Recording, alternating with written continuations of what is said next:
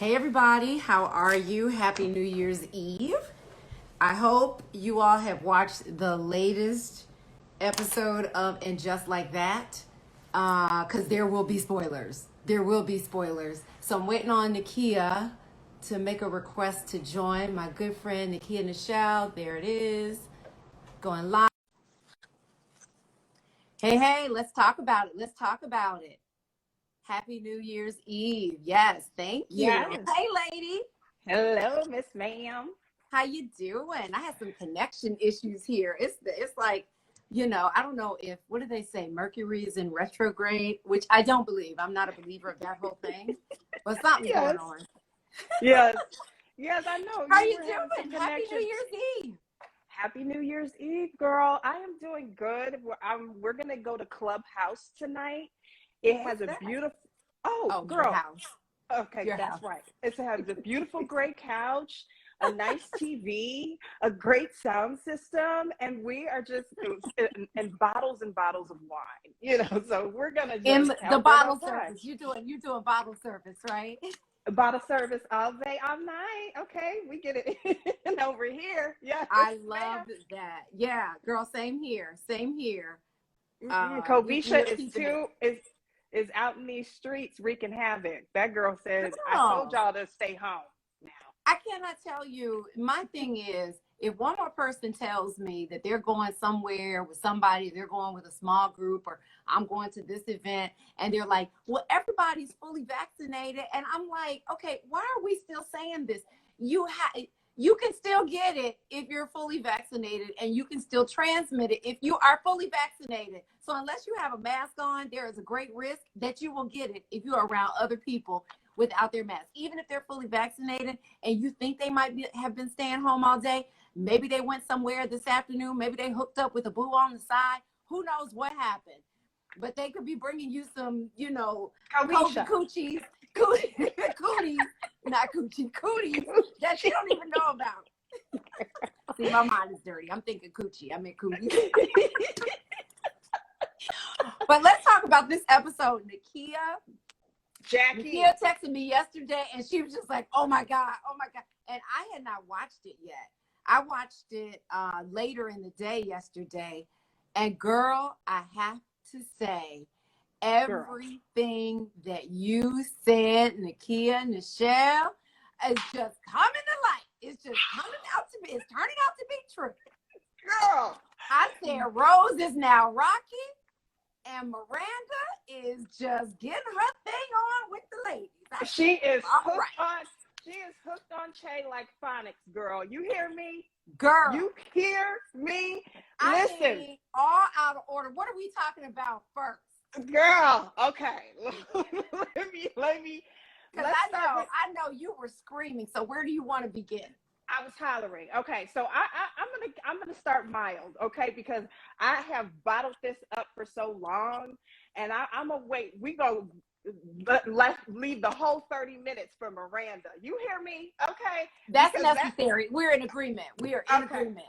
Okay, so Carrie in this apartment, girl, and I know people are so sick of us talking about this apartment and Carrie and the luxury apartment versus the hot mess apartment. The trap house is what I'm calling it now. Okay, leaky roof.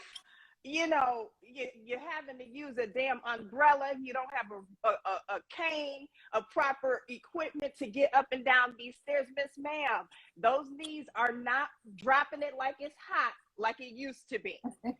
You should have stayed in that luxury thing. I don't know why in God's name, but you wanted to go, because my immediate thought was when she pulled up to her apartment was, now that she done got this hip surgery, what the hell is she gonna do with all the fucking stairs?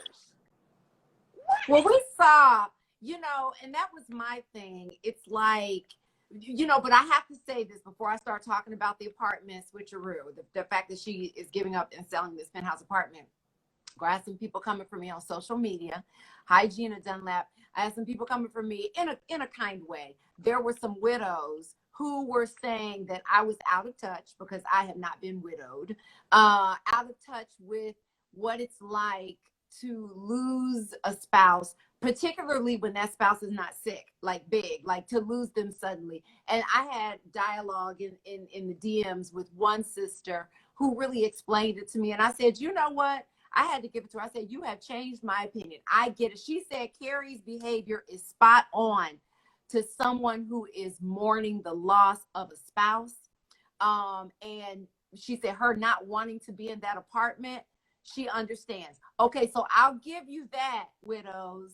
But what I won't give you is going back to that old apartment. I say buy something new. But maybe through her grieving process, because she said everything that Carrie's doing, maybe going back to something that is comforting to her, something that is familiar to her. So I said, okay, I have changed my mind about the apartment. Let me say that here. And I apologize to any widows out there who have lost a loved one, spouse in this way. If I seemed like I was just trying to be funny and talk about the whole New York apartment situation, which is a real thing, but I didn't mean to offend anybody. So I did want to say that because I had a lovely dialogue with this sister on social media, and she really helped me to kind of see it from Carrie's point of view. So I wanted to say that. But the minute she started walking up them doggone stairs and had to get an umbrella and normalized it. Like, think about it. How many times, I was thinking back to old shows, we've never really seen Carrie come into the lobby of her apartment and come up those stairs. At least I don't remember. I always remember her coming in the door or going out the main door, but we've never seen that hallway. We didn't know whether she had an elevator. Well, I guess we knew it was a walk-up. We did know that. But I did not know. And when she pulled out that umbrella, I was like, no, ma'am. I was like, no. This is not cute. But I thought it was a great, I love that they went there because, girl, how many people do you know, as we start to, when we get past 35 and we get into the 40s, and into the 50s even, I think that there are changes that happen with our body that we try to normalize. Yeah. I think that this was happening with Carrie long before Big died. I don't think she was ignoring it because she was mourning. I think she just was kind of, like she already had diagnosed herself. I don't know if she was on WebMD or what she was doing, but she had diagnosed herself. Well, we all go on Google, girl. Girl, come on now. It spoke to so many of us. Yes. But girl, thank God. When I found out I had, I did the same thing, and I love that portion where she talked about, because it hit me, because I thought about the same thing when I had, found out I had blood clots in my lungs and I had a pulmonary embolism, and I thought I was having a mini heart attack. Girl, by the time I looked on Google, it happens. Trust me. Even for the littlest of things, you have a little black spot on your finger and you go on there thinking now you got cancer. I mean, so it's real. And I love that they showed that. And a lot of people, not even women, just men, men do that too. So that is a real thing that happens. And let's keep it real. But I do think that if you can't get up the stairs, girl, what we doing? How is that helping you grieve? Yes. When you're in so much pain that you're wearing patches on your back to help numb the pain, and you're using an umbrella but still wearing heels, and walking, around the city. That's not helping the situation. Them doggone heels. She's still in heels. When I tell you, at the end of the episode, and the goal was in 3 weeks to put on some damn heels, I said, I'm sick of them now. Like, okay, I get it. I get the symbolism. I get the fashion icon. I get that she's, known for the shoes. But I just thought, realistically, if you're having surgery and you had it on your hip, heels are the main ones that'll send you tumbling down like Humpty Dumpty. Now, why would you be wanting to put those on? I maybe don't I'm know. not a heel person and I just don't get it. Maybe I am a heel person. I love heels. But let me tell you, I have so many stilettos. I love to put them on. But there are times when heels make sense, and there are times when heels do not make sense. And when you are strolling in New York City, the uneven pavement alone on the sidewalk, it ruins your shoes. It's gonna mess up your feet. you know, especially if you don't have on really expensive shoes. It'll mess up your feet. You know, hello, corns, come on over. You know what I mean? It'll mess up your feet. It's just like, it just doesn't make sense. And when you're running errands in New York City, Right. you may not be able to get a cab. You might have to get on the subway. You going up and down subway steps in heels, which we have seen Carrie do all the time. But I'm telling you, it is unrealistic. It's unrealistic. And, you know, after hip surgery, I think that's what blew me. Like, yeah, this should not be the goal right here. Make sure that like hip 3 is weeks all the way. after the rush. Come on, hippy dippy damn. What are you doing? It's like SB Free 21 said, ain't nobody got time for that. no, you know, like, why is that the goal? Like, make sure you're all the way healed with that, because my boyfriend's mother had gotten hip surgery long ago, and it took 6 months to heal. That's not something that heals in 3 weeks. You know, I don't care how fine your physical therapist is. You still gonna need to take the proper time to heal. You know, he ain't doing magic. He ain't doing no magic. He's just cute. Right. He just was massaging you. So no, I just found that to be, again, a little bit juvenile, like at her big age, that, you know, that was like the goal. Make sure your health is okay. Her big age. I'm sorry. Like, let's not do that. You're not 19 and bopping around and, you know, hip hopping or whatever the hell. Let's just make sure that, you know, health wise, you're all good before you're doing some 6 inches, you know, because you go 19-year-olds in New York City got some damn sense. They put sneakers on. They got flats on. Flats are very much in style. And it's like, and I get it. I mean, you know, at the time when Sex and the City came out, you know, heels were everything. You know what I mean? And now sneakers are a really big part of fashion, and even flats now are a really big part of what's on trend. So it's like, lean into that. But heels, that's her thing. You know what I mean? That's part of who Carrie is. So I'm not mad at that. Hi, Terrence. Happy New Year.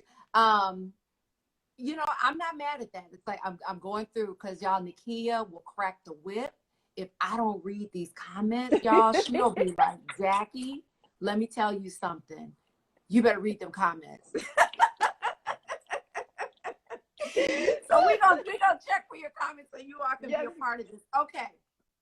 So, we're gonna save Miranda. Let's save Miranda. Let's talk about Charlotte. And let's talk about Rose becoming Rocky. You want to do that? Or you want to deal with Carrie some more? I just did want to mention that. I remember one of my predictions, I had said something about I like Seema's character because I think that she's going to be that truth teller that Carrie needs, and a very just like, tell it like it is, girl, and unapologetically. And we see that now in episode 5. Seema calling her out about the leaky, you know, Seema telling her to go get her health check. Seema saying, like, kind of hinting to her, like, girl, you need this advice, because, and I love that. She does, and made her go to the doctor. She made her, because Carrie was really trying not to go, not take, it's no big deal. She really wanted to brush it off. And I love, girl, because that's the kind of friend I am, girl. I'm a pushy friend, I have to admit. I will be like, girl, what you doing? What? I will push. Yes. You know what and I mean? I'm glad she said they love my glasses. Thank you. Yeah, you know what I mean? I will push. Yeah, and I'm glad Seema kept it real. And she said, you could use some help. And it's true. You know, she could be that friend that maybe Seema's recognizing she is grieving, and like, let me get you back to you and get, you know, helping you out. So yes, that timing thing, that what we talked about last time with her with timing, but I think that with Carrie, you kind of have to give her a little shock, a little jolt, a little clear, boom, you know, where she is receiving the information, because just telling her in this loving, please girl way does not get through to her. No, because she's so self-centered. She's so focused. She has blinders on. She's so hyper-focused on what's going on with her. Even when Charlotte was like, I think Miranda has a drinking problem, Carrie was like, listen, I ain't got time for that. Yeah. Like, I don't have time for that. I'm not, I'm Right. not even getting in it. She's like, you Right. do that. I'm not worried about it. Somebody Yeah. said I have Aquarius energy. I do, black butterfly. Yeah, you know what I mean? But what about, because I know, and you talked about this on your social media, and I'm so happy that you're so much better. You know, that you were in the hospital recently, but fine and well and looking fabulous, I might add. Oh, thank you. But I have had a hospital stay or two in my lifetime, and it is like that bathroom situation at that hospital was fabulous. I'm like, did you peep that? It was Jacque. a suite somewhere. What hospital? I'm fighting to get my own room. I'm like, I want nobody else in my room. What can I do? Talking to the nurse, girl, can I get my own room? How can I get my own room? This girl had a suite. Girl, I didn't even want to, not to be too gross, but poop in there. Okay, like, and I did it. This is how I like. When I stayed in the hospital, I was so sad because A, you can't shower. B, when I saw Carrie with her pearls and her sweater, I thought it's like she's at home, you know, Girl, at a spa. at a spa. And see, that bathroom, was I jealous? I was like, what is that type of insurance? Because I need it. Girl, whatever it is, she clearly is well off because she was willing to pay out of pocket for the therapy. And that room was something else. Girl, I saw that bathroom and my mouth opened up a whole separate private shower and the tile in there. It was gorgeous. Absolutely beautiful. It looked like better than my house bathroom. And I'm just like, whoa. Carrie might have one of the best glow ups on TV. She might have one of the best from where she started to where she is now. Just started from the bottom, now she's there. Girl. Okay, so let's talk about Charlotte. You ready? You ready to talk about Charlotte? So I'm ready. I want to start with, before we get to her daughter Rose, Rocky. You know, I love that Charlotte is the kind of friend that she's a pushy friend. I mean, yes, she does get overly emotional and overly involved, but I was going to ask you, I mentioned earlier how Carrie was like, I'm not getting involved with this Miranda stuff. And I think that's Carrie's personality. Some people might say, well, it might be because she's grieving, but I think that's her personality. Until, you know, the shit hits the fan, I think, like it did in her apartment, we'll get to that in a minute, I think she's pretty much live and let live. But Charlotte is like, I'm going to fix this. And I was going to say to you, because I've already said, I'm like Charlotte when it comes to my girlfriends. I get a little too involved. And we working on that in therapy. But what about you? Are you more like Charlotte or Carrie when it comes to dealing with your girlfriends or family members or people who, you know, that are close to you that have problems? I would say I'm in between a Samantha and Miranda. Yeah. Oh, I said I meant Charlotte and Miranda. Yeah. So I'm more of a Miranda, where I do tough love, and I would say, you know, it'd be interesting to see what like people that know me and are around me would say, but I don't know.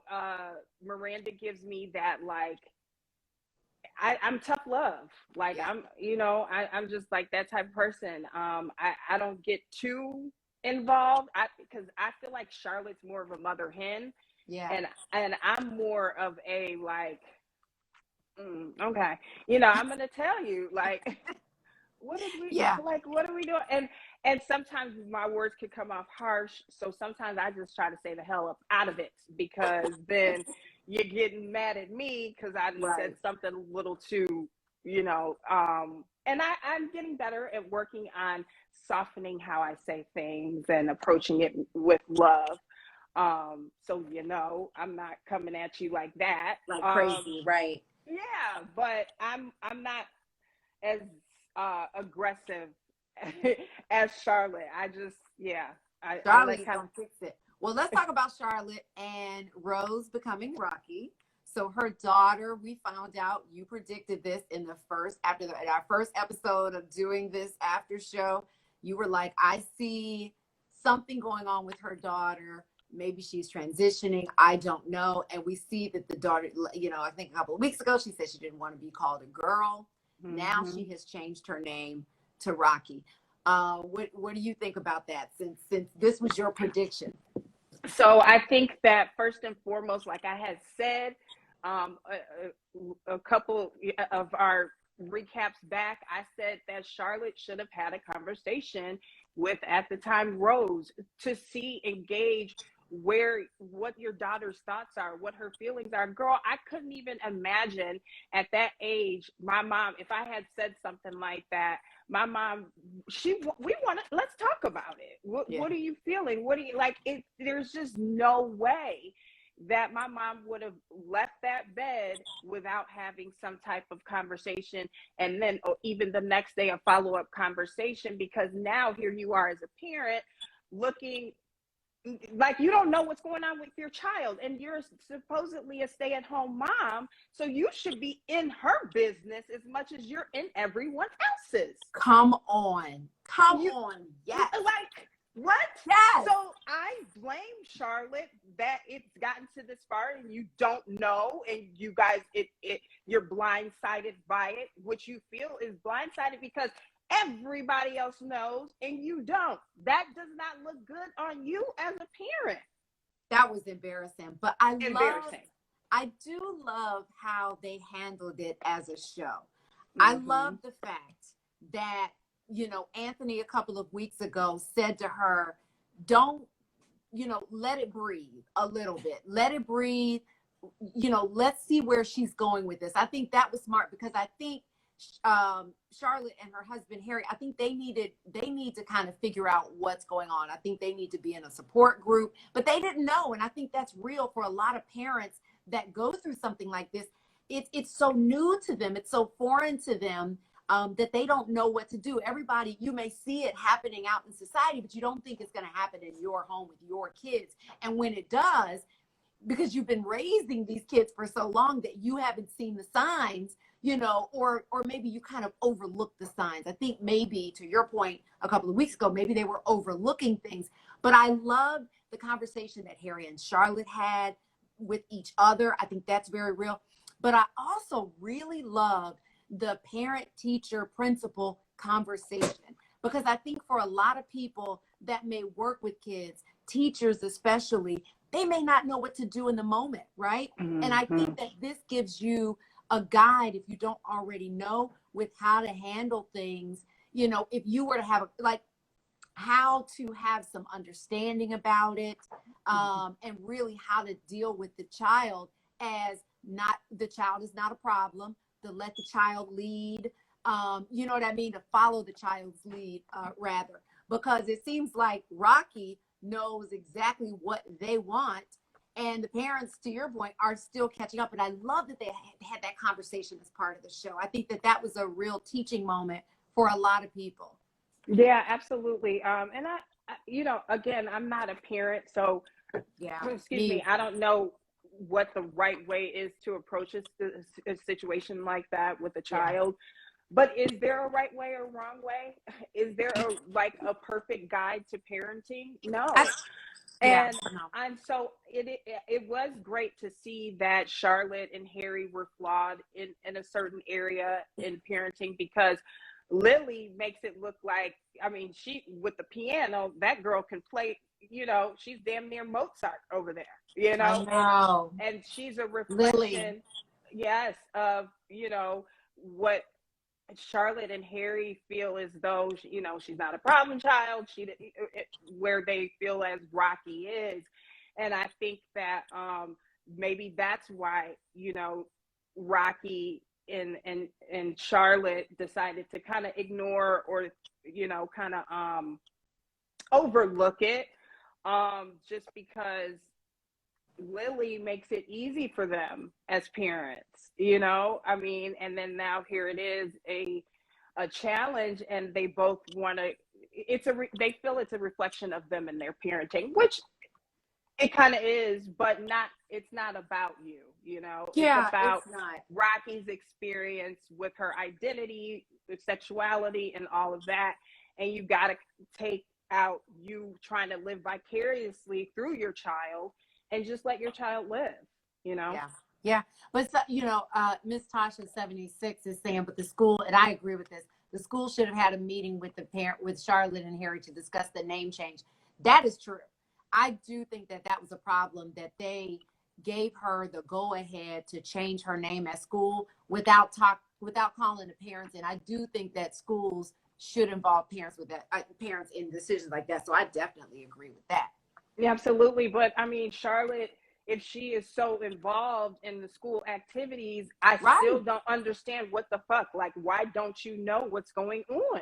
Yeah. You know what's going on with everybody else's kid and what they do and who's singing what, and you're having these meetings, and I think she is thriving more on just that title of I'm the head of PTA or whatever the hell it is. I don't know, and not really focusing on this. You should be more, this gives you more opportunity to be involved with both of your daughters on a full-time scale. So you should know that. Who gives a fuck who's making brownies today? That's not the point of it.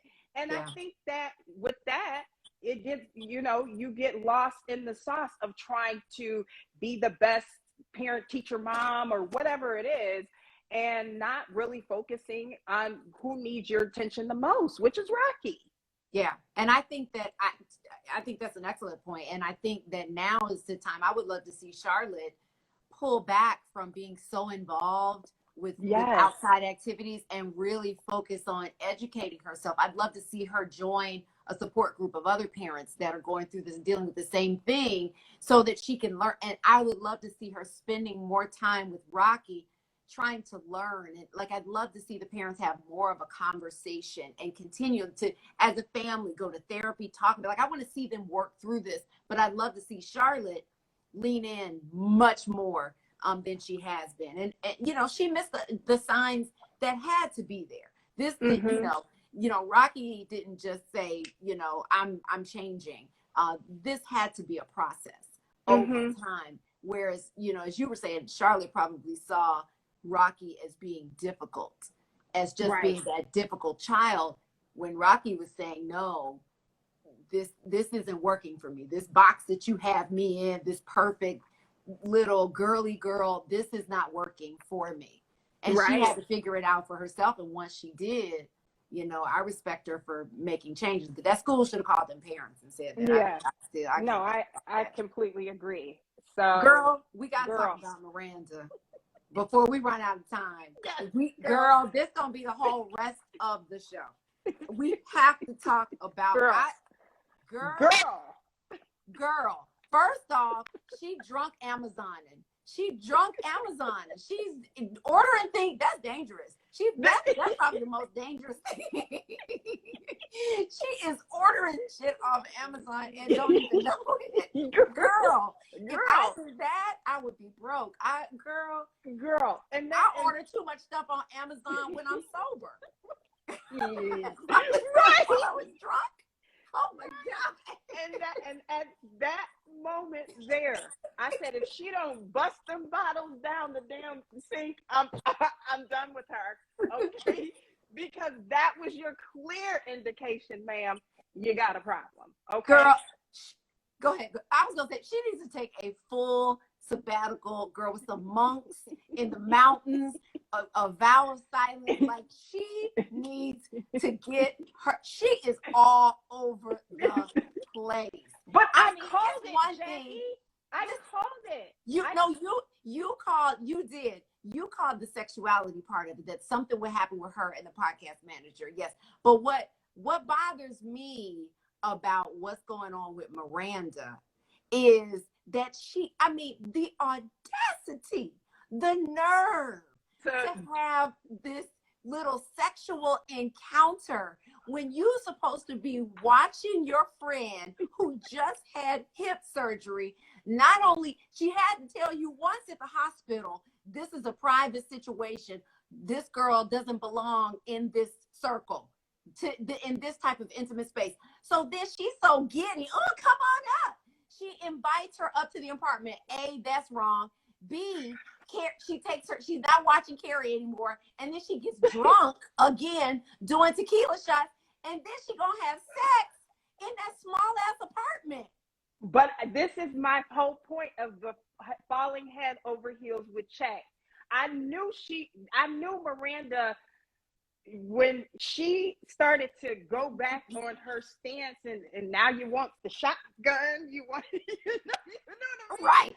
Girl, Now and just giddy. and I said it was either, the drinking, because this is Miranda out of control right here that we're seeing. And the drinking is a reflection of that.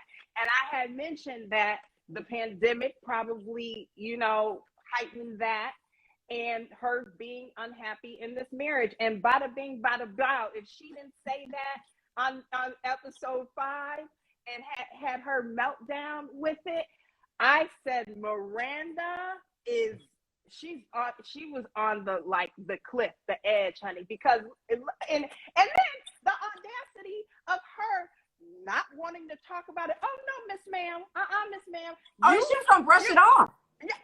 Yeah, and you think you're gonna brush off that you just had an orgasm in my kitchen? Girl, and I saw it. I can see you in the mirror, and we're gonna act like it didn't happen. I had No, ma'am. and here. No, Girl, ma'am. Carrie was better than me. I would have been like, "What the fuck? What are y'all doing?" And I'm so irritated with Carrie. Speak the fuck up, girl. She didn't. Hell. If you don't be like Miranda, and girl, then looking away because she could see what was happening. Girl, I'll be damned if I'm gonna pee in a Snapple bottle because there are 2 people in the other, like a stone's throw away from me, that can come and help me to the bathroom. Right. No, not today. No. And she's gonna risk injuring herself further because she's trying to be nice and not disturb them and do what most of us would do and say, what the fuck is going on in there? Y'all, wait, what? Stop, break it up. Y'all not gonna do this up in my house. They smoke weed. The place reeks of weed. I mean, Miranda was just taking all kinds of liberties. She's out of control. Somebody said Miranda's having a midlife crisis, and somebody said Black Butterfly 6207 said, after she went off on Steve cheating back in the day, remember that? It was like she should go home and just pack her bags. Pack the way she acted. And I told you, I said she's going to cheat on Steve. Everybody, I don't know how this is. I'm interested to see episode 6 and see how it plays out with Steve. But here's the thing that I thought was really, I'm like, Miranda, what is you doing, girl? Because I was screaming. Why in the hell would you bring your messiness now? Here I am as a friend. I know Steve too. Me and Steve cool too. Now you put me in the middle of your cheating mess. I'm mad now.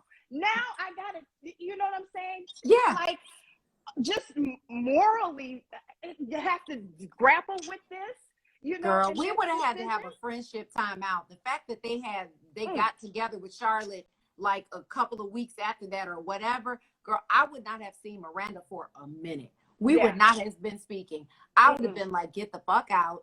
Somebody else could tag Charlotte, you're it. Come over here. Or I would have gone here because she got the money and got a nurse.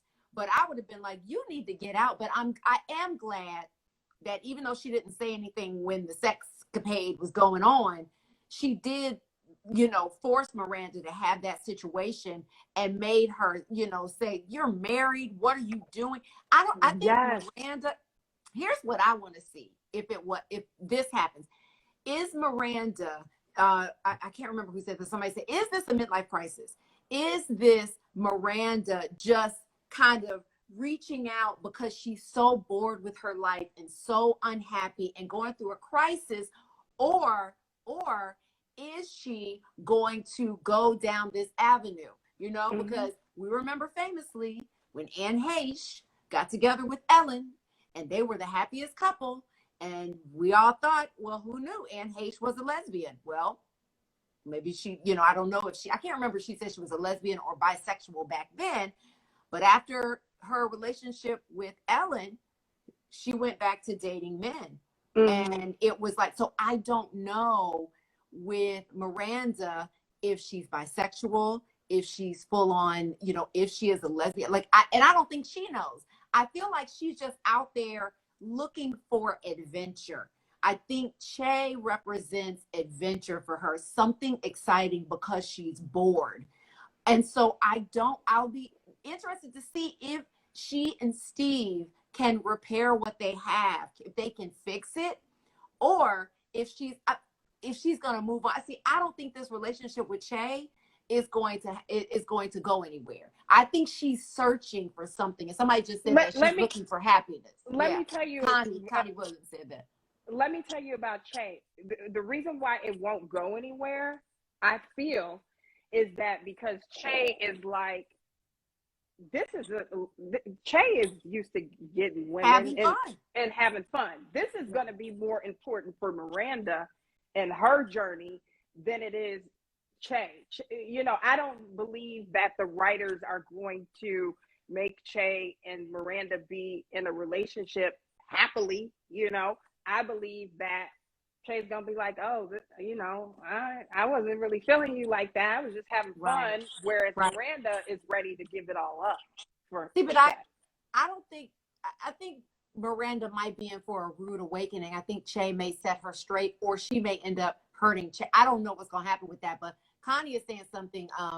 Somebody said, "Hey, Connie." Somebody said, "Were you surprised when Miranda told Carrie that she never felt like that before?" No. Yeah, I did because. Here's why. Because through the series and in the movies, right, this love between Miranda and Steve was just like a cornerstone of this series, of this whole show. So to me, I feel like all of a sudden you were never happy with Steve. That was just never real. I don't see that. The reason I why don't see that. The reason she why broke up with Blair Underwood because she was in love with Steve. If she didn't love Steve, she could have kept on kicking it with Blair because that was fun. It seemed like it was different and fun for her. I don't think that.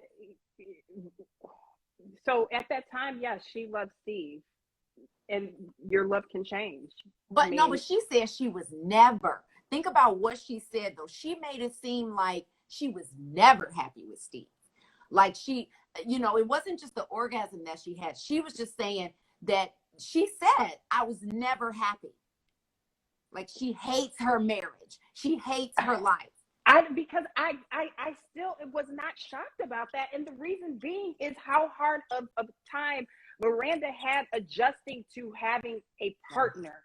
Remember when she first got with Steve back in the series, it was hard for her to share things. It was hard for her to then now have to have his mom come live with them. She, you know, she was irritated she wasn't the happiest when she got pregnant. Let's be real here. Yeah, and she admitted that, right? And she admitted that. I mean, she's always been this like, I'm not sure the conventional way a woman should live her life. You know, she didn't feel that she fit into that mold. And I always felt like, okay, Miranda's doing something like getting married, or, you know, I was shocked. And it was a huge, from the way that the writers made it, like it was a huge leap. Like Miranda's not that type of person. She'd rather live alone. She only wanted to live with someone because of the whole cat situation, and she was choking on some Chinese food. Remember that? And she thought the cat. But she moved all the way to Brooklyn, which I'm gonna take you back to the New York way of living. That's big. To leave Manhattan and go to Brooklyn for a relationship, that's a commitment. That's you feeling something then, you know. And yes, they had a kid at the time, but still, that's a commitment. That's a big commitment to leave Brooklyn. And I have never lived in New York, and I've heard that, you know, and the show really did a good job of portraying how, you know, like Brooklyn, going to Brooklyn is like going to, you know, Canada or something. I don't know, but I still, in the core of me, I can see Miranda saying that. Like, no, this is probably the most alive that I felt. And she is acting giddy. She is acting like a teenager, you know. Because she's going through a midlife crisis, because she's all over the place. She is unhappy with her life, and it's no different than, you know, some middle-aged man getting a sports car, you know, leaving his wife of you know, 20-something years and going and getting with the 20-something. It's just like, you know, starting to wear, you know, skinny jeans, and you know what I mean? This is her version of going through a midlife crisis. I think that's my prediction. I think that she's going through something.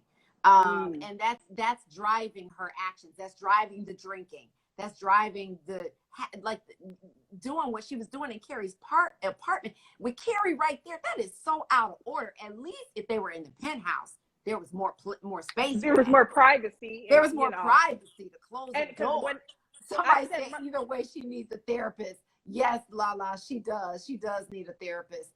I mean, at this juncture, yes. And you're drinking, girl, you need therapy, AA, all of them. You girl, know what I'm saying? It's a group. She needs a whole group plan. She needs a group plan, girl. And an intervention. And my whole thing is too, you know, I had started because as the episode 5 was building, I said, because she every time Che, you know, Che called the phone, she got to answer it, and hey, yeah, you know, like you said, giddy. Then another instance, she's ready and willing to go have lunch with Che. So she was wanting this moment. But it's not just that. Think about this too, though. She has the same giddiness and just kind of she's letting herself get away from herself with the teacher, right? With the professor. When she's in class, it's that same energy. You know, she's just trying too hard. It's that same energy. So I'm curious to see where they go with the writers with this, but I'm glad that she poured the liquor out and realized, because she said, you know, if I had a problem, I can stop. And once she realized that somebody says a dopey nickname, Rambo, I think it's cute. But I think I'm glad that she poured that liquor out, but that's funny that subconsciously she realized that she had a problem because she ordered that book to try to figure out how to stop drinking. But she needs to tell Steve what happened. Just like he came to her and confessed instantly. She didn't have to ask. She would have never known if he didn't say anything. But he just didn't feel right without telling her. I think she owes him the same thing. Well, here's the thing too. I wanted to mention in regards to the whole messiness of Miranda and her having sex in Carrie's apartment.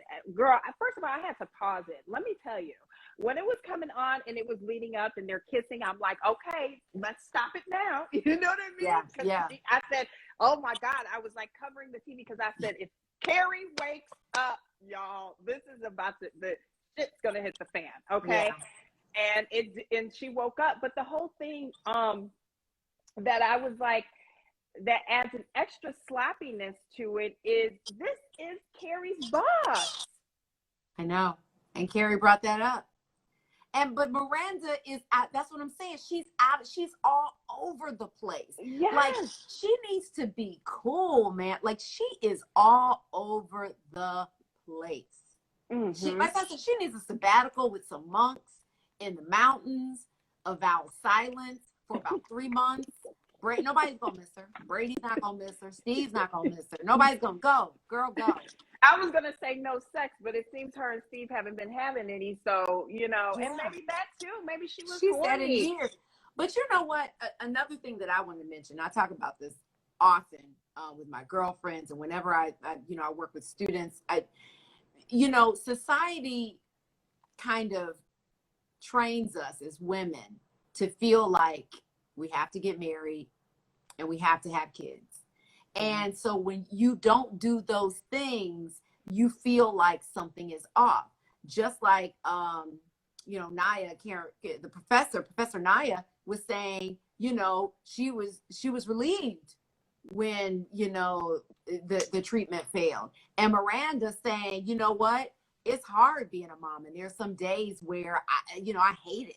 I don't know if she used the word hate, but I feel like there needs to be more conversation about this so that more women can feel comfortable choosing the path of, we have to normalize not getting married and not having kids, because you need to wait, because too many of us rush into relationships and rush into motherhood before we're ready. Yeah. And yes, the clock is ticking on the whole motherhood thing, but you really need to think about if that is something that you want to do, because I'm no mother, but I can tell it is no joke. God knew what he was doing when he was like, I ain't put no baby in that belly. Cause child, she ain't.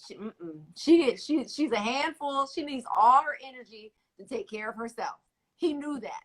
You know what I But mean? the thing about it, And we have to be able to say, you know what I mean, that motherhood is not for everyone, and stop pressuring our friends and family members. When you're gonna have a baby, you know you're running out of time. Maybe, you know what I mean, it's something that's not even on their radar.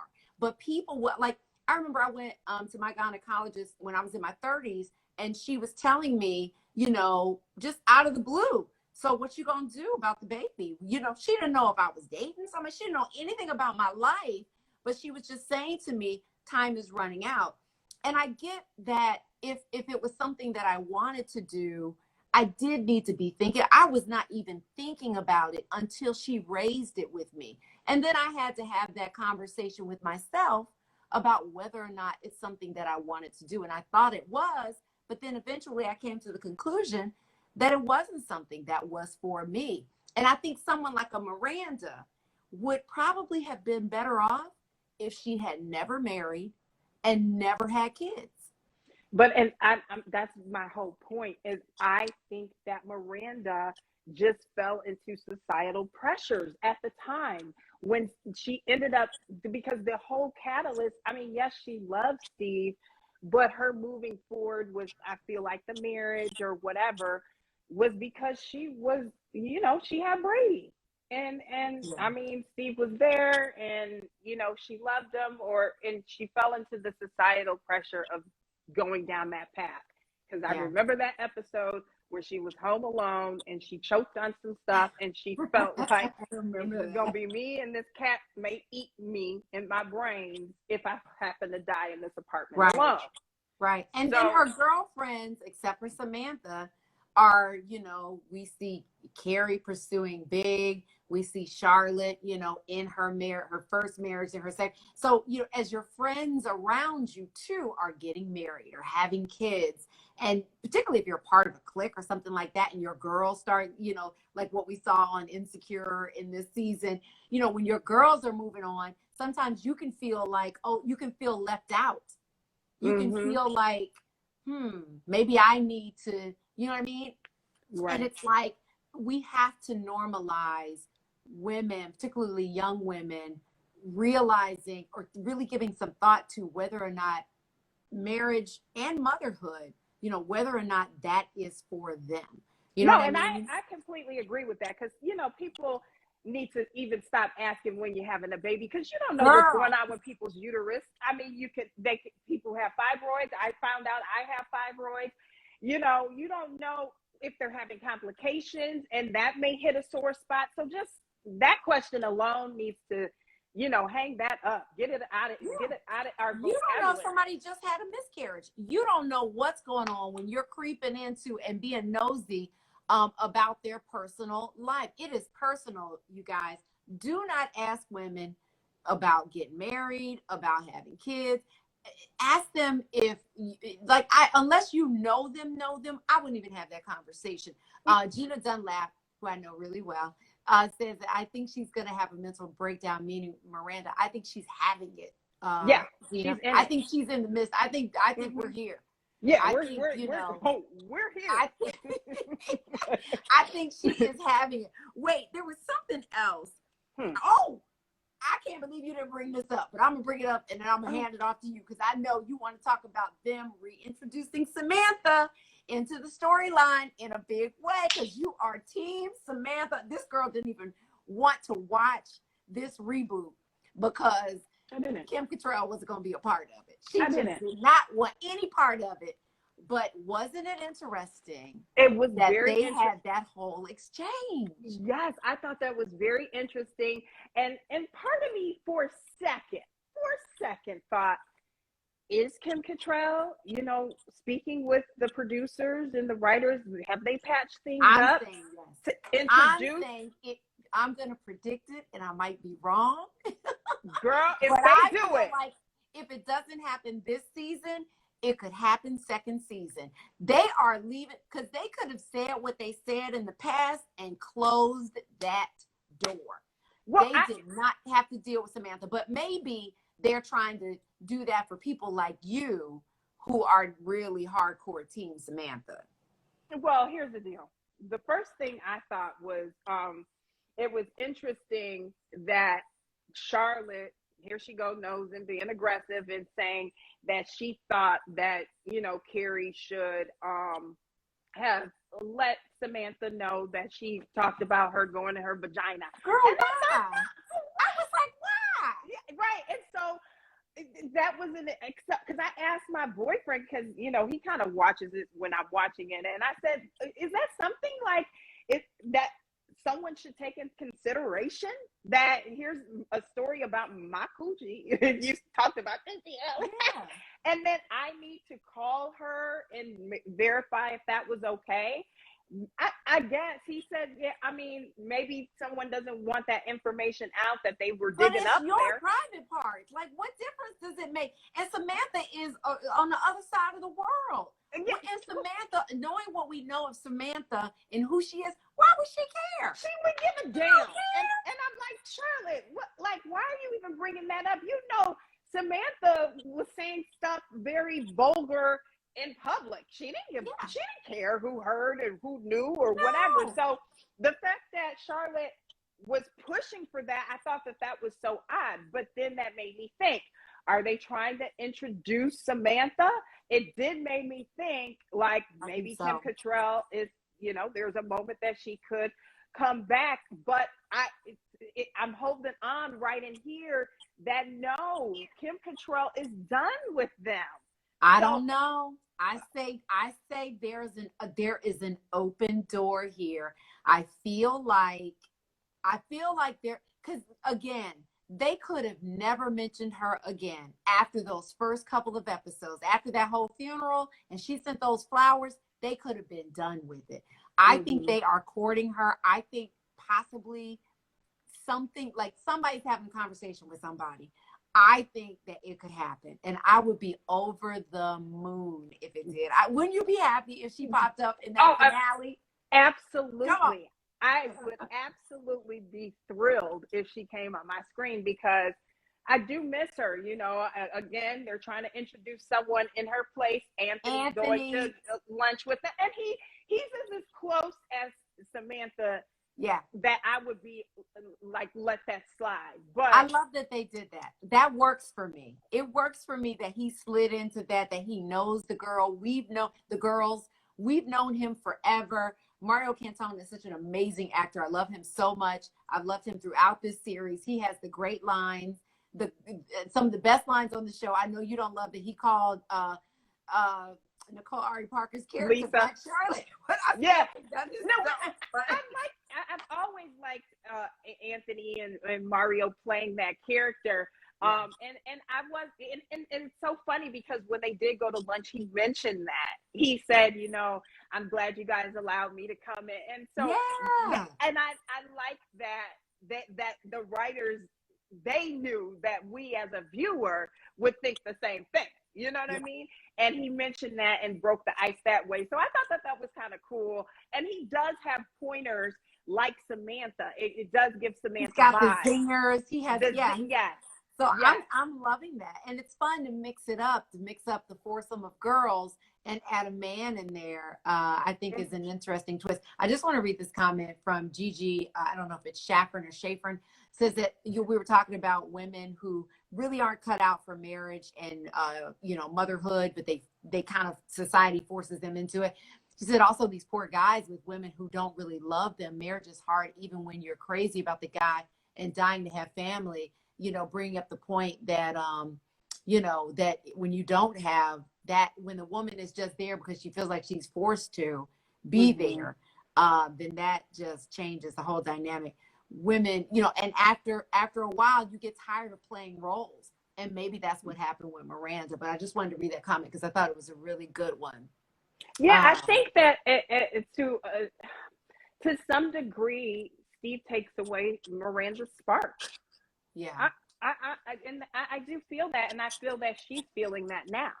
It may not have been in the beginning, but after some time, you know, Miranda is a little feisty. I mean, we even saw some dialogue between Charlotte and Miranda when Charlotte asked, you know, were you a tomboy? And she said, I still am. Yeah.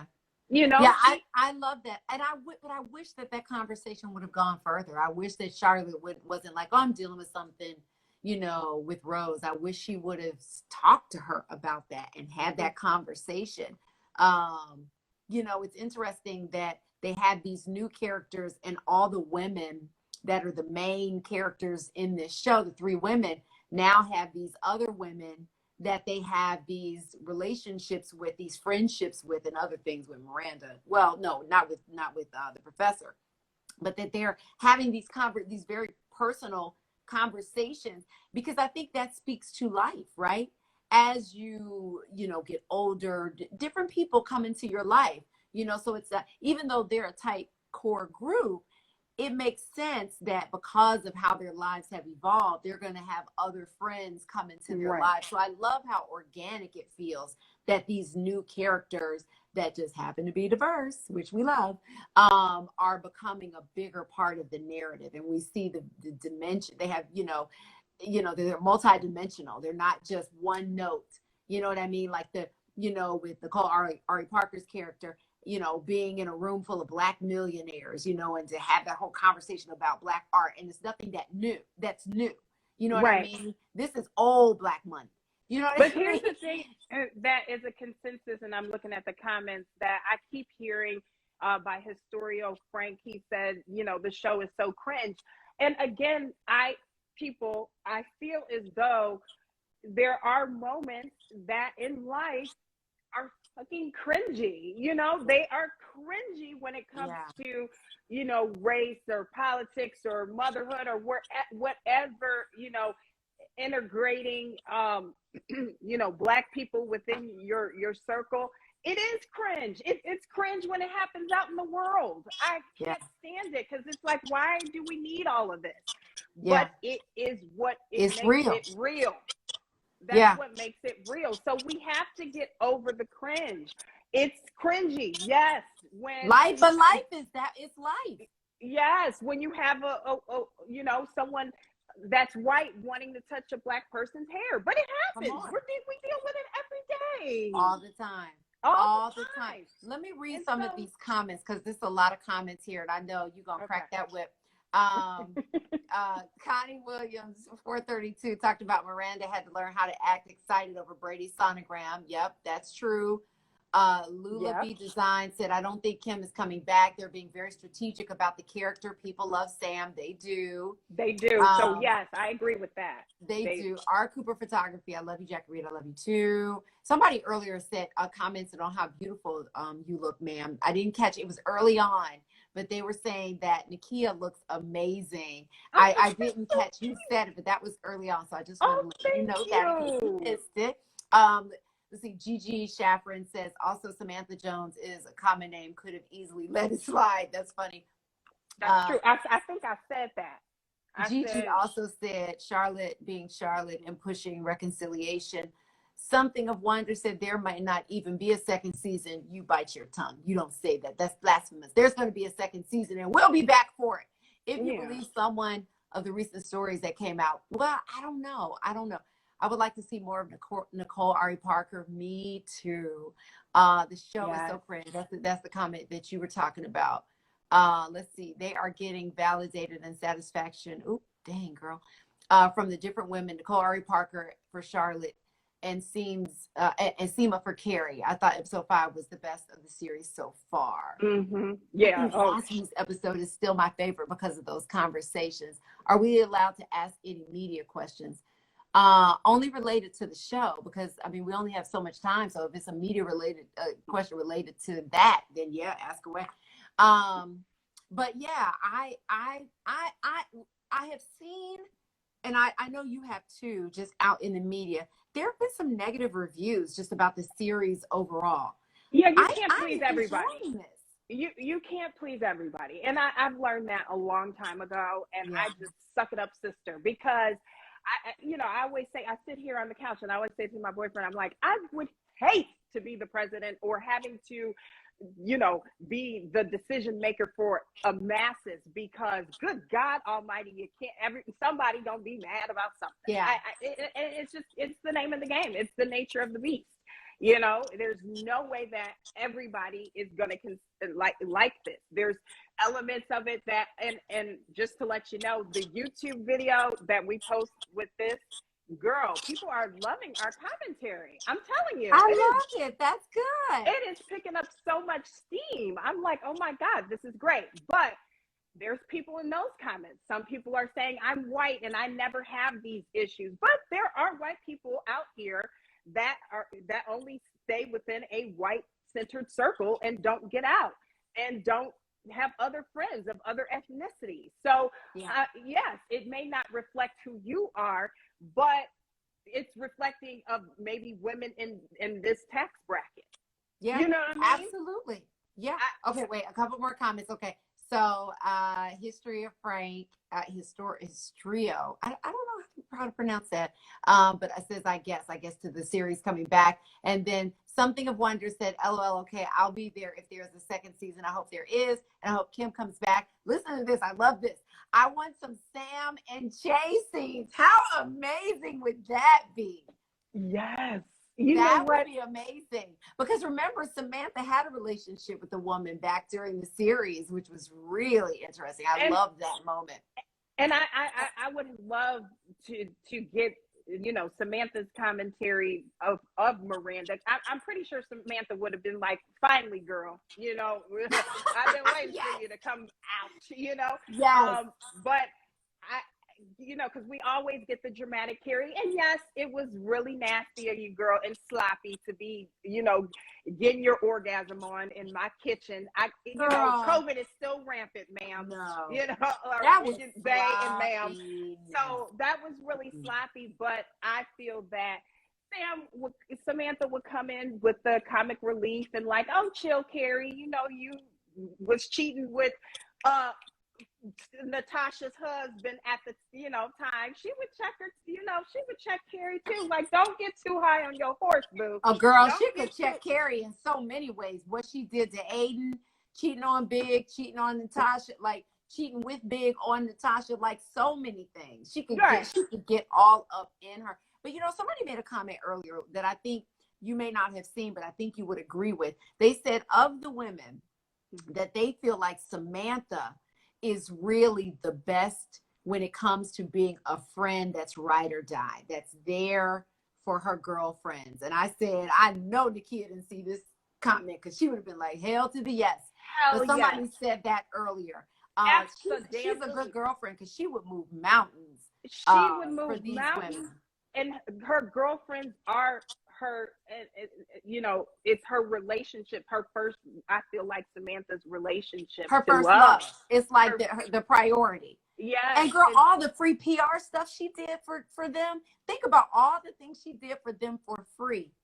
For Carrie, for all of them. Throwing parties, stepping in, making things happen. Yes. For free. And wasn't scared, like Charlotte can be scary. I mean, I can understand that because I could be scary sometimes too, girl. I ain't trying to get in no trouble. But the thing is, she was just very uninhibited, and I love that about her. She never judged you. She went in Carrie's vagina and pulled things out. I mean, she was just that friend. She was that beast.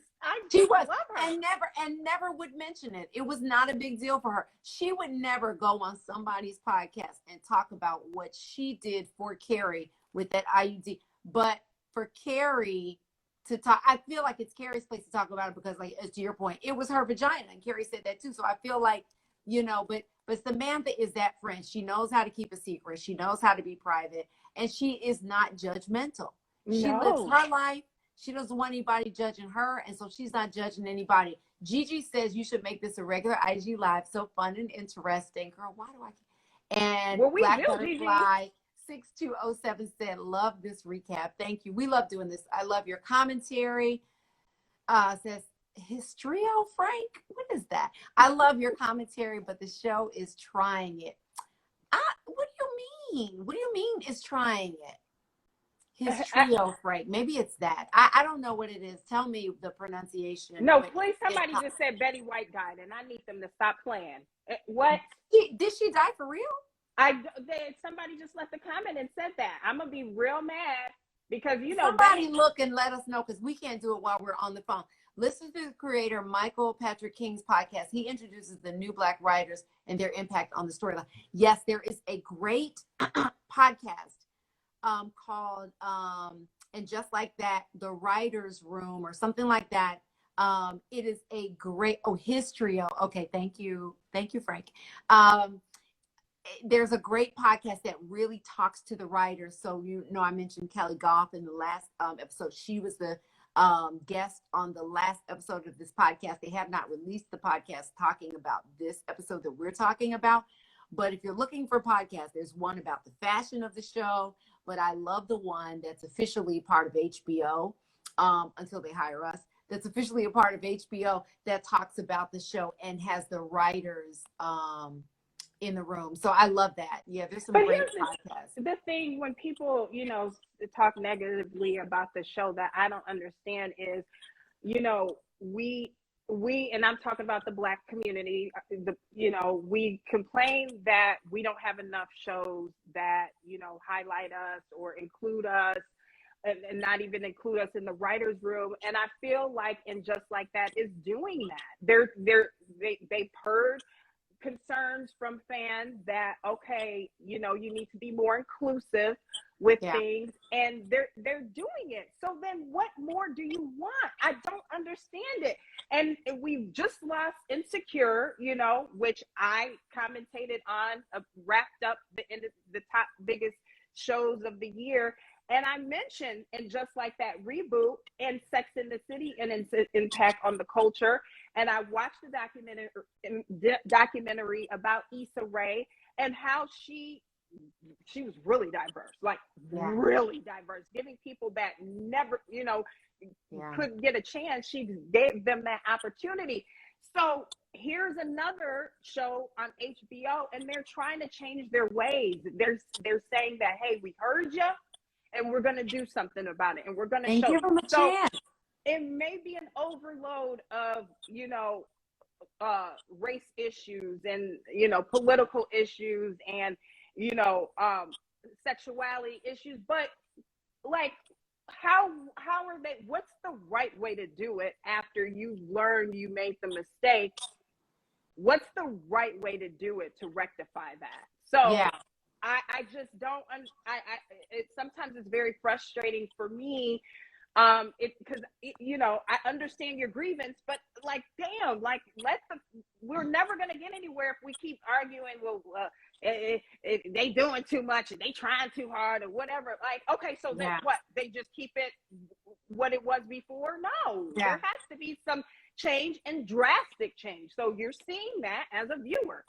Yeah, I did take issue with that. And I still do. I feel like you can't have everything as a main story. It's like the show that deals with everything. I do think the diversity, the inclusion of more women of color, I think that's a natural progression.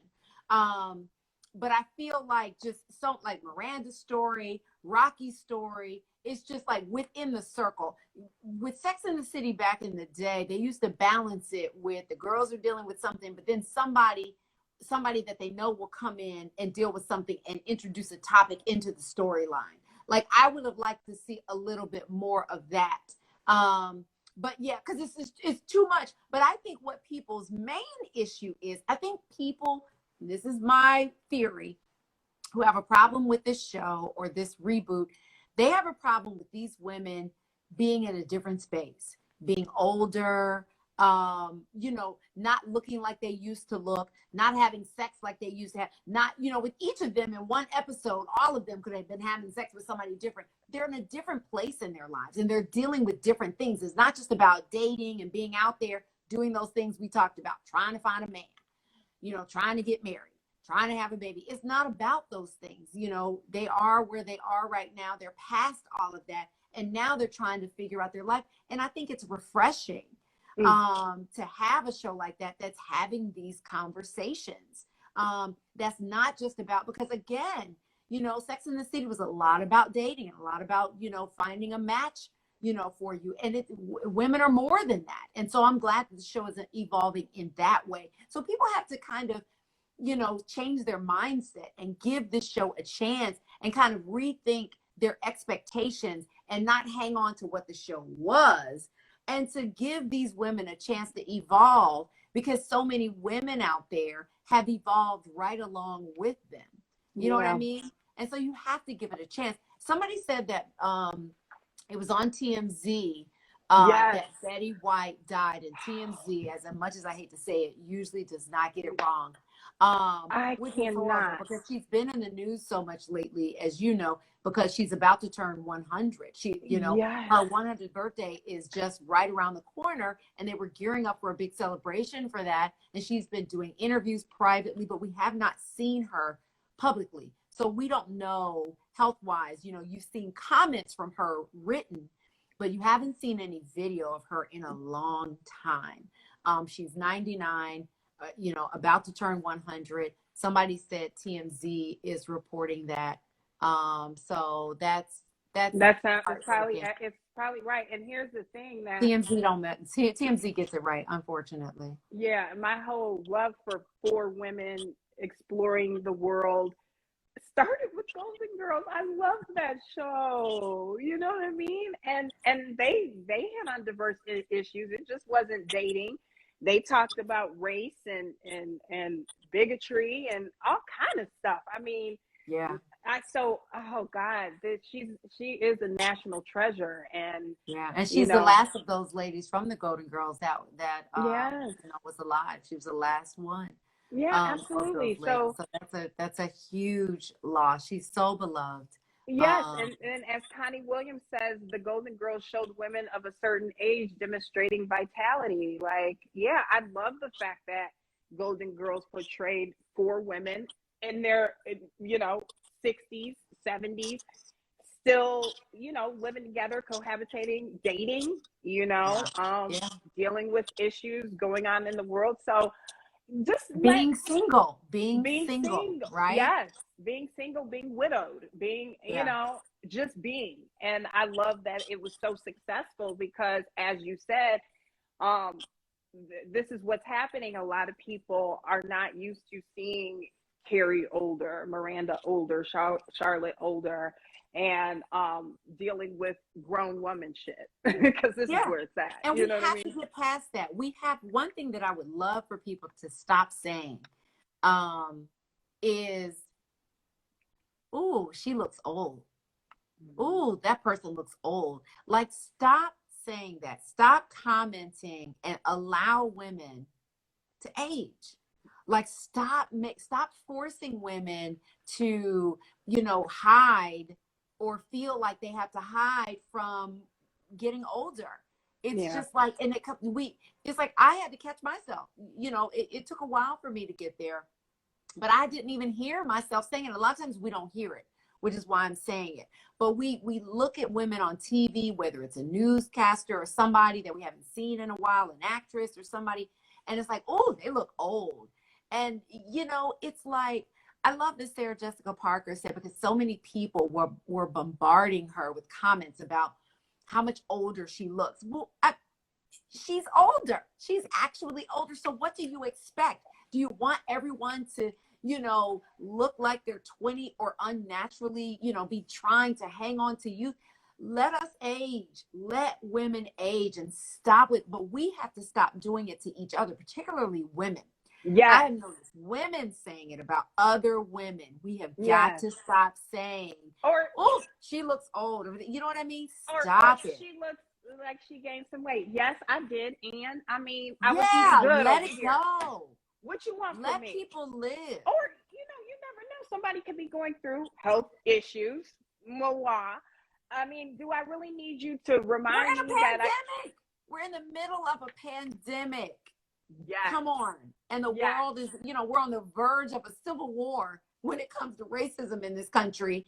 You know, so it's like, just let people be and just be happy that to see people, celebrate people, but stop with the negative. It's negative commentary. And people don't realize, I don't think, they're just looking for clicks and laughs, but that can be hurtful to people. To hear that, if you don't have anything nice to say, don't say it. I know people say it all the time, but it rings true. But then it'll be a back talk, because then the person will go get some drastic surgery to look younger, and then, oh Jesus, why she do that? Now she looks scary. Now she looks like Cousin Ed or whoever the hell monster that they want to compare to. So what does someone do? That's why I said I can't.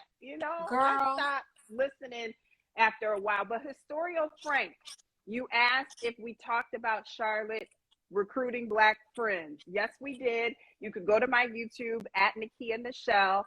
There are old after the show. It was the last episode we talked about it. So it's the last one before this one. We did talk about that. Definitely. Okay, so check that out, you guys. So let me read. I don't want to get behind on the comments, Miss Nekia.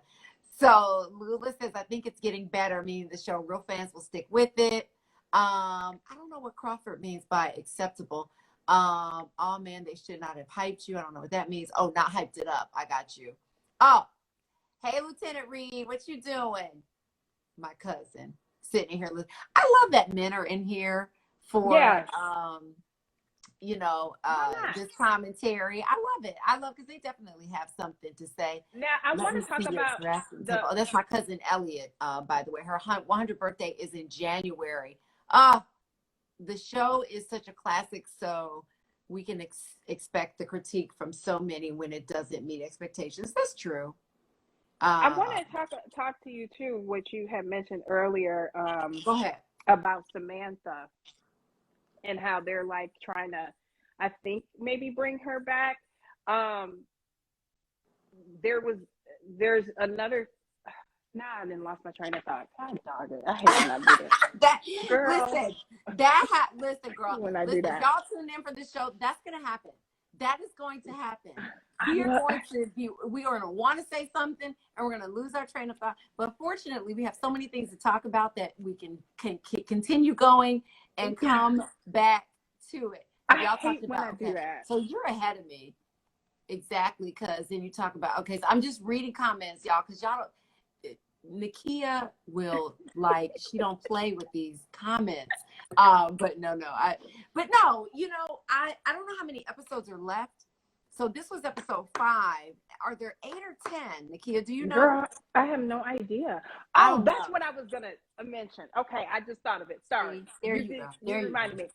So the whole Samantha thing and her possibly coming back, I just read on Twitter a lot of people having hope that she is going to come back, because I'm thinking of the text message situation. But then I saw another tweet saying that she may be coming back to Emily in Paris. Have you ever watched that show? Girl, I hate that show. I tried to watch it. I don't understand why it's nominated for one damn thing. It is not a great show. I don't understand it. I don't. I mean, I wanted to watch it. I wanted to love it. Let me say that. So I leaned into it, and I gave it. I will give a show 3 episodes. I think I gave that one 4 or 5. It just was not good. And not that it was too young for me. There are shows, that have what is the one with Mindy Kaling, Never Have I Ever, which I think is on Hulu, which is so much about, a coming of age of a teenage, a girl of Middle Eastern heritage, Indian heritage, who I love. Somebody, Lula said, I made her holler.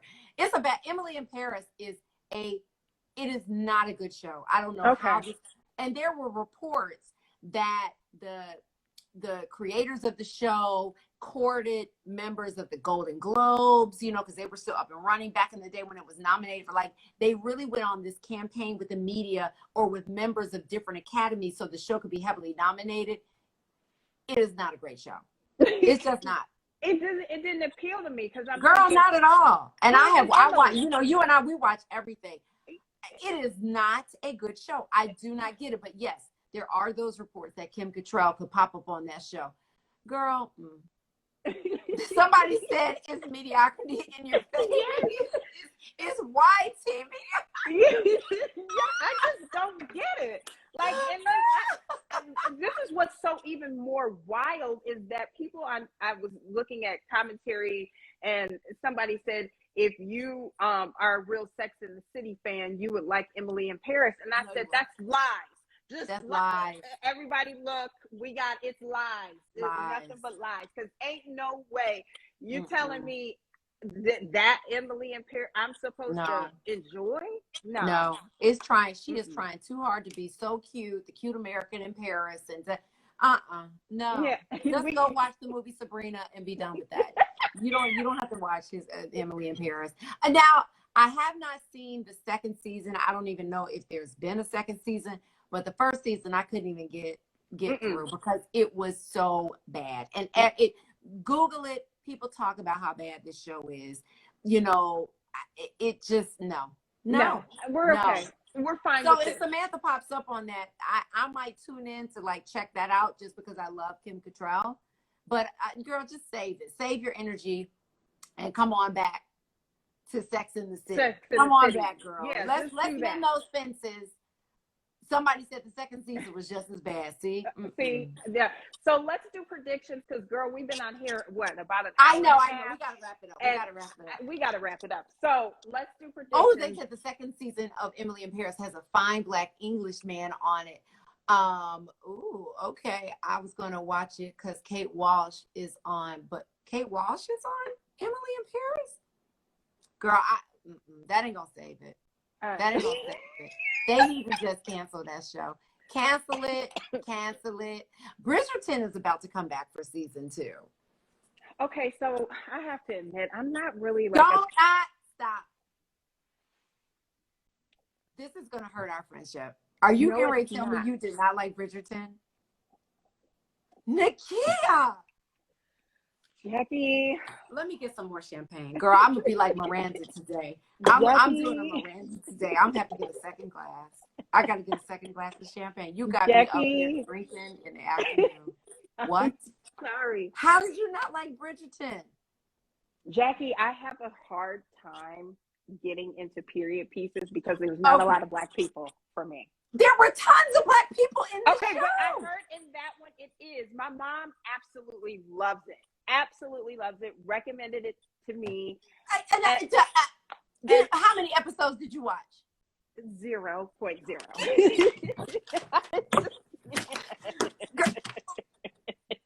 Just don't even. Just let that be the last word about Bridgerton.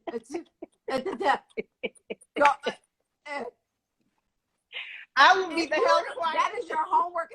How dare you? How dare the audacity? The audacity to critique a Shonda Rhimes show and not even watch it. I know it's so good. And how she brought the diversity to the show, you will love. Okay, so I will give it, but typically that type of it, and I'm in England, and I just want to slap everybody. I just want to slap them. And I have to turn on the closed captions sometimes because I'm like, what are they saying? I guess I'm lost. And I just, it gets my nerves, and I do this, and then I'm like, I'm tired. I need a break from this. Listen to me. It is worth it. Turn on the closed captioning. Sometimes I have to do that for Downton Abbey or other British shows to keep. Did you watch Downton Abbey?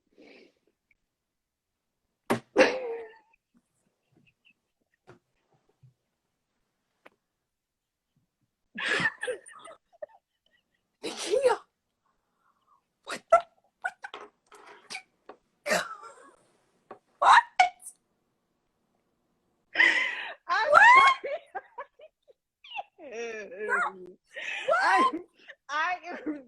Did you watch Roots?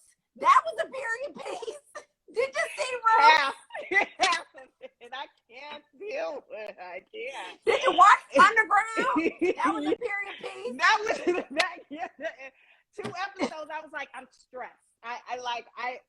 like I'm itching my wig taken off like now.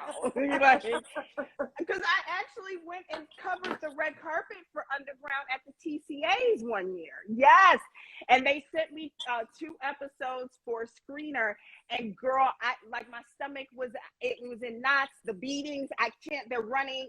Look, girl, I wouldn't do good in slavery days. I'm telling you that right now. I mean, I get that. I get that dealing with slavery. I'm just saying, since you don't watch any period pieces, those are period pieces too. And I get that. I get not wanting to watch that. But Bridgerton ain't dealing with that. I know. It's just, they're in England. They're pretty proper. I just put the subtitles on and watch the doggone show. I got you. I will. Everybody is saying you need to watch it. They said the Duke is worth it. Lula says, watch it this weekend. People are saying, watch it. I see y'all are coming for me, and I will give it a chance. But typically, like period piece movies, TV show, I skip right past that. It's not something of Wonder said is not a typical period show. Nekia, I'm usually with you on them, but it's totally worth it. You have got to watch this show. Okay, I will do it, y'all. I will promise you that's my homework. I will watch it because I do need a new show to watch. So that's the one.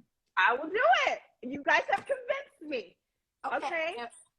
You are going to have to watch it, and we're gonna come on here and do an IG live after the episodes of Bridgerton. Okay. Well, that's the deal. Okay, but I'm telling you, if I get stressed, y'all are gonna know, and y'all gonna feel it. I'm gonna tell y'all. Put the subtitles on. You'll be fine. Okay. Put closed captioning on. You'll be good. Okay. It was really good. It was really well done. Okay. I'll give it a chance, Jackie. Y'all got me. I will give it a chance. If you love Scandal, you'll watch it. Okay. I will watch it. You'll like it. Predictions, girl. We got to get to these predictions. Yeah, we got to go. Okay. So I'm going to give the big prediction. I'm going to say that Kim Cattrall is going to come back to this show. It may not be this season, but I feel like they're going to keep exploring this because they are keeping this door open. As far as next episodes, I feel like we're going to see more with Miranda and Steve. I feel like now that, excuse me, girl, I had to burp. Now that Miranda has stopped drinking, and I think she's going to stick with that. I think that she is going to come to terms with her midlife crisis. I feel like the thing with Che, if it goes anywhere, I don't feel like it's going to go anywhere because I feel like Miranda is just searching for happiness. So I feel like in the next episode that she is going to deal with that. Okay. What about Charlotte? I feel like Charlotte and Harry are going to continue on this journey of opening their minds when it comes to their, Rocky and the whole LGBTQ community. I feel like that the writers are going to use this for an opportunity to expand people's minds and teach some tolerance in this space. And I like that. I like the way that they're dealing with this. I really do. And so I feel like they are going to become expert parents. They're not going to get it right. I think they're going to fumble with it a little bit, but I think they're going to really lean into it. I really think they're going to lean into it. Gina says she thinks Miranda is going to confess to Steve, but he won't hear her. Yeah, if y'all have any predictions, let us know. What do you think predictions for next episode? I think that Miranda is going to want to explore her sexuality with Che. Che is, you know how they use the term fuckboy, but I don't know how to use it in this. But those vibes. I feel like Che is on those vibes. Just trying to have a good time with her sexual encounters and not really trying to really make a real relationship with Miranda. If they do happen to go that route, that would be wild. Okay. Yeah. But Something of Wonder says they think Miranda's going to leave Steve. Okay, go ahead. Yes, I do think that we're going to see Steve and Miranda divorce. I think that the pandemic pushed her, not only her drinking, but also pushed her in this space of, like I said, uncertainty, insecure, whatever it is, this vulnerability space, this space of what seems to be a midlife crisis. I don't think it's a midlife crisis. I think Miranda, her character has always didn't want to conform to the norms, but ended up doing so just because she thought that's what she should do. You know, I think with Carrie, we're still going to see her trauma unfold in different weird ways. We saw it with this, you know, hip surgery. We saw it with the picture. Not saying that that was a weird way, but, you know, we're going to see that unfold. What the next thing will be, her and Miranda dealing with this Che situation. Because now, either they're going to have an intervention with Miranda, or Carrie's going to go to Charlotte and say, oh my God, girl, you were right. You know, Miranda is unhinged. She smoked and had sex and got a whole orgasm on my kitchen counter. Okay. In my face. In my face. In my face. And, you know, Charlotte's going to be mad because Miranda was not doing what she was supposed to, which was making sure her friend didn't pee in the bed. See, Carrie was so pissed, she pissed the bed. I mean, that's how pissed she was. That would have been a timeout on the friendship, but we already talked about that. Yeah, so I do think that this is going to affect Miranda and Carrie's friendship, especially if Miranda does not tell Steve. If she does not tell Steve, because now she's having to keep this secret, you know, and Carrie can't keep a secret for shit. You know that. Save her life, child. Oh my Lord, that girl. Save her life. You can wring her out all the information with just like a sponge, girl. She cannot retain information. So I think that we're gonna see that kind of you know, kind of come between their friendship and like risk their friendship. Carrie's gonna probably threaten Miranda, like, you better tell Steve, or I will. Like I said, the fact that they all got together after that and Carrie was fine with it, I was like, yeah, no, there's no way. I mean, we saw at the end her saying that, you know, I mean, Miranda's not giving up Che. They hang that up. I don't know what y'all may be thinking, but no, she is going to go down that path. She got definitely. A whole marriage. What's she gonna do? She got a whole marriage. She's not working. You know, what's she gonna, you know, think about it. Like, she has a whole marriage, and guess what? The damn Brady's still with the girlfriend. Come on, Jackie. That's still an issue. Steve and her don't talk. I said this before. That's very odd. I mean, she has no control in her personal life. This is the only thing that she has some symbolism of control, and that's her desire. But she doesn't have control. She's out of control. She doesn't know what she's doing from one moment to the next. She's completely out of control. But she knows what she's feeling, and what she's feeling is hot for Che. Okay, like I said, hooked on Che like Phonics. Girl, she is hooked. She is hooked. We will see next week. All right, girl. Well, we have gone way over what we intended. I know. But this is a New Year's Eve special. I know it is. Happy New Year's Eve, everybody. Please be safe out there. Social distance. Wear your mask if you're getting together with people. Remember, if you are fully vaccinated and you have your mask off, you can still spread and or catch the virus. So keep your mask on, or only be around people that are tested, and you yourself be tested as well. Otherwise, stay your ass at home. And that's a message. And let me say real quick, I just want to give a shout out to myself. I have this program that's launching tomorrow. I'm going to put the YouTube video up today on my Vegan Sexy Cool. But if you follow me here, you can get the information. Anybody who wants to try going vegan, Nekia, I'm talking to you. I have a program called the 12 Months to Vegan Challenge. Every month, we just dip our toe into the vegan space. So for January, all you do is go out and get yourself some vegan butter. And wherever you would use butter, whether you're baking, cooking eggs, putting it on toast, whatever you putting it on popcorn, use vegan butter for the entire month of January. Just go and get yourself some vegan butter. We're starting on Monday, January the 3rd. So you got some days to go and try some different vegan butters. There are a lot of options out there, but we start on Monday. I'll put some details out later today, but Nekia, you have to do this. You have Okay, to that do sounds that it sounds so smart. It's easy. So yeah, Right? it's easy. So I don't have to go full vegan, but I can at least dip my toe and try different things. I Yes, love that. every month it's something different. I'll give you the guide. We're gonna do a Facebook Live and all that kind of stuff, but you can get all the details. I'm gonna post it in my link tree and all that kind of stuff later on today. And can I plug myself too? Yes, please. Especially the YouTube.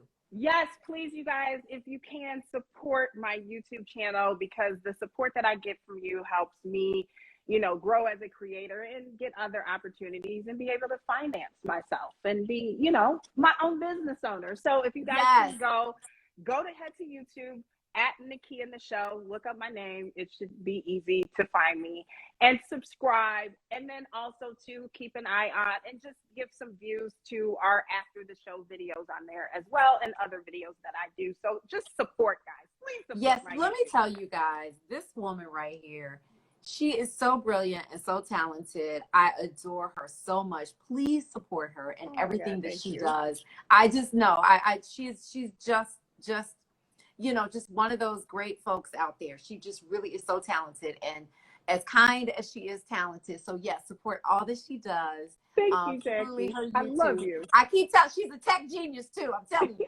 the graphics, all the graphics we have, it's all her. It's all, like, she is the genius behind it. She's amazing. She is just amazing. So I have to give her her props. Calls me the CTO, Chief Technical Officer. Yes, in the house. I'm Everything telling you, tech is my responsibility. She should do a whole thing on tech advice, because if you have tech questions, especially if you're doing stuff at home with cameras and lights and things like that, she is the go-to girl. So listen, she needs to do more of that stuff. And everything else. Celebrity interviews, she's great at that. She's great at everything. Thank you, Jackie. I just love you. Girl, listen, I love you right back. Thank you guys for joining us. We will be back next week with another episode. Be safe out there, you guys. And we'll see you next week. Happy New Year. Happy New Year. I'm going to go get some more champagne. All right. Bye.